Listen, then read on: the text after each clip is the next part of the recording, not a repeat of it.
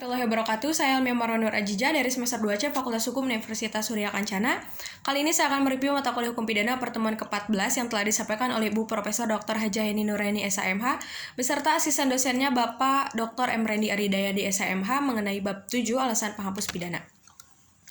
Alasan penghapus pidana yaitu alasan yang memungkinkan seorang yang melakukan perbuatan yang memenuhi rumusan delik atau tindak pidana tetapi tidak dapat dipidana. Alasan seseorang tidak dapat dipidana karena perbuatan yang memenuhi rumusan tindak pidana tidak merupakan tindak pidana karena tidak bersifat melawan hukum. Perbuatan tersebut tidak dapat dikualifikasi tindak pidana sehingga pelaku tidak dapat dimintai pertanggungjawaban karenanya tidak ada kesalahan.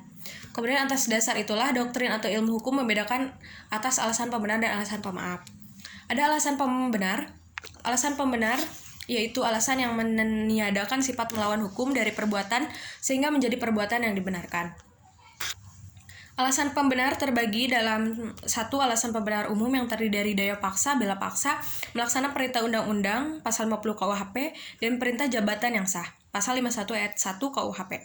Yang kedua ada alasan pembenar khusus terdiri dari A. Dokter dan para saksi yang menghadiri perkelahian, pencemaran demi kepentingan umum, yang dihina dengan keputusan hakim yang menjadi tetap dinyatakan bersalah atas hal yang dituduhkan.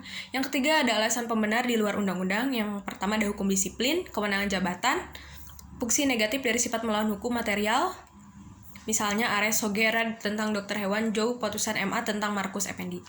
Yang kedua ada alasan pemaaf, yaitu alasan yang meniadakan kesalahan tindak pidana sehingga pelaku yang melakukan perbuatan yang bersifat melawan hukum tidak dapat dipidana karena tidak ada kesalahan.